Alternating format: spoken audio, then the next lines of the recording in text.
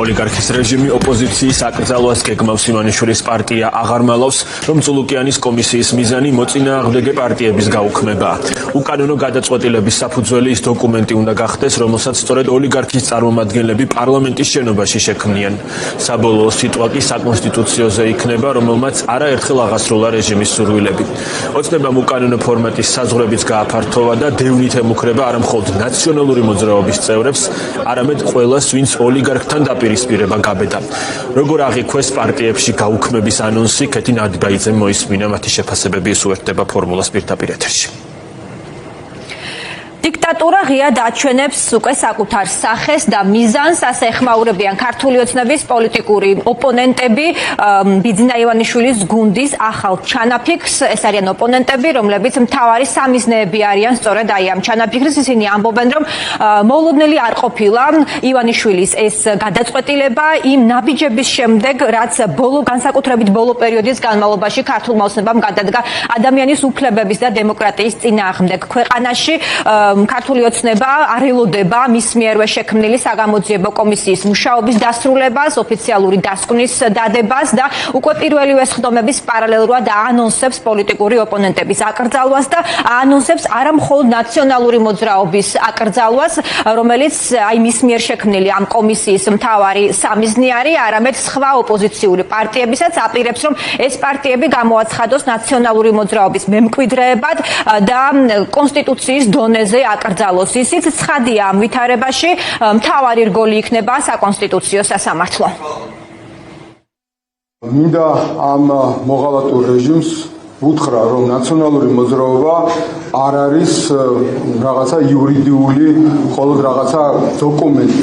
ნაციონალური მოძრაობა არის პირველ ყოვლისა ის ხალხი, რომელიც არის გაერთიანებული ყველაზე მნიშვნელოვანი საქართველოსთვის ყველაზე ძვირფასი იდეის გარშემო. ეს არის ერთიანი, ძლიერი ქართული მაშასადამე ევროპული სახელმწიფო. ეს ნიშნავს ევროკავშირში და ნატოში წევრობას. ნაციონალური მოძრაობა არის იდეა და არა რაღაცა დოკუმენტი. ამიტომ ნაციონალურ მოძრაობას რამდენიც არ უნდა უთხრათ წრეები, ამას უკვე აკეთებთ მე-13 წელიწადია. ნაციონალურ მოძრაობას ვერ გაანადგურებთ, ისე როგორც ვერ გაანადგურებთ ქართულ ხალხს, ისე როგორც ვერ გაანადგურებთ იმ იდეას, რომელიც არის უზენაესი, მთავარი ჩვენი ხალხისთვის, რასაც ქვია თავისუფლება. ნამდვილად არ იყო გუშინ გასაკვირი მამუკა მდინარაძის განცხადება, რომლის მიხედვითაც ამ კომისიის მანდატსაც ზრდიან 2025 წლამდე ეტყობა გლობალური ომის პარტიის თემითაც არიან დაინტერესებული და რაც მთავარია კიდევ ერთხელ გავიგეთ, რომ არა მხოლოდ ნაციონალური მოძრაობის, არამედ ყველა ოპოზიციური პარტიის აკრძალვას აპირებენ და აქ უფრო შეკითხვა მეორე მხარეს არის, ჩვენ რას გავაკეთებთ ამის წინააღმდეგ და რა იქნება ის ნაბიჯები, რაც 31 მარტს და მას შემდეგაც უნდა გადავდგათ აუცილებლად იმისთვის, რომ ამ ქვეყანაში არ დამყარდეს სრულფასოვანი დიქტატურა. რა თქმა უნდა, მათი ამოცანა ჩვენი გაუქმებაა, მაგრამ პარტიების გაუქმება რა არის? ქვეყანას გვიუქმებენ, სუვერენიტეტის ხელყოფა უნდათ, საქართველოს იზოლაციაში მოქცევა უნდათ. ამიტომ მინდა ვიმართო ამ უბადრუკებს, მიდი გაგვაუქმეთ. ო მაგარი ბიჭები ხართ, დღესვე გაგვაუქმეთ. რისი თავი გაქვთ? თქვენ უკვე გაუქმებულები ხართ.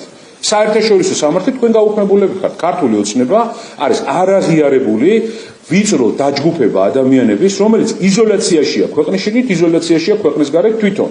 გაუქმებულები ხართ, აბა რა ხართ? არავინ თქვენ არ გელაპარაკებათ. არ არის გასაკვირი, რომ რუსული კომისიის მუშაობის დასრულებამდეც რუსეთის წარმომადგენელმა მდინარაძემ გამოაცხადა წინასწარ, მას გაეპარა შეცდომა და წინასწარ გამოაცხადა რა არის ამ კომისიის რეალური ამოცანა და მიზანი. რაც შეეხება მეორე მიზანს ამ რუსული კომისიის მუშაობის, ეს არის როგორც მოგახსენეთ, საქართველოს ოკუპირებული ტერიტორიების დამოუკიდებლობის აღიარებისთვის საფუძველის მომზადება. ეს არის მეორე რუსული დავალება, რომელსაც ასრულებენ დღეს საქართველოს პარლამენტში გამაგრებული ოკუპანტი ქვეყნის წარმომადგენლები, რომლებსაც დღეს გამოცხადებული აქვს საკუთარი თავი პარლამენტის წევრებად. მე ერთი რამ შემიძლია ვთქვა, რუსულ ოკუპაციას არ შეეგუება ქართველი ხალხი. ქართველ ხალხს და საქართველოს მოქალაქეებს, მილიონობით მოქალაქეს ბიძინა ივანიშვილი რუსეთის დავალებით არსებობას ვერ აუგრძელავს. ქართულმა ოცნებამ გააფართოვა მის მიერ შექმნილი საგამოძიებო კომისიის მანდატი და აპირებს, რომ ნაციონალური მოძრაობის საქმიანობა შეისწავლოს არა მხოლოდ 2012 წლამდე პერიოდში, არამედ 2012 წლის შემდეგაც დღემდე და ანონსდება ბიძინა ივანიშვილის გუნდის მხრიდან, რომ სწორედ ამ კომისიის საქმიანობა და მის მიერ დადებული დასკვნა დაედება საფუძვლად ნაციონალური მოძრაობის აკრძალვას, თუმცა არ აპირებს ქართული ოცნება აკრძალოს მხოლოდ ნაციონალური მოძრაობა. უკვე დაინიცირებულია, როგორც ამბობენ პარლამენტში, შესაბამისი კანონპროექტიც, რომ სხვა ოპოზიციური პარტიები გამოაცხადოს ნაციონალური მოძრაობის მემკვიდრეებად. საუბარი არის იმ პარტიებზე, რომელსაც ქართული ოცნება მიიჩნევს ნაციონალური მოძრაობის სატელიტებად და განიმარტა ქართულ ოცნებაში, რომ აქ გულისხმობენ პარტიებს და ნაციონალური მოძრაობის მემკვიდრეებად გამოაცხადებენ პარტიებს, რომლებსაც აქვთ ნაციონალური მოძრაობის საქმიანობის მსგავსი საქმიანობა. ამის პარალელურად, როგორც ჩანს, პარტიას უკვე დაწყებული აქვს საკონსტიტუციო სარჩელზე მუშაობაც. მე საზოგადოებას შევახსენებ, რომ იმისთვის, რომ პარტია აიკრძალოს, უნდა მომზადდეს საკონსტიტუციო სარჩელი და ეს არის გადაწყვეტილება, რომელიც მისაღები აქვს საკონსტიტუციო სასამართლოს. როგორც ჩანს, საკონსტიტუციო სასამართლოს პლენუმს მოუწევს კიდევ ერთი უპრეცედენტო საქმის განხილვა და შესაბამისი გადაწყვეტილების მიღება. გუშინვე მამუკა მდინარაძემ დარწმუნებით თქვა, რომ იმედი აქვს საკონსტიტუციო სასამართლო ამ საქმეზე მიიღებს ობიექტურ გადაწყვეტილებას. მისთვის ობიექტური გადაწყვეტილება არის მისი პოლიტიკური ოპონენტების გაქრობა.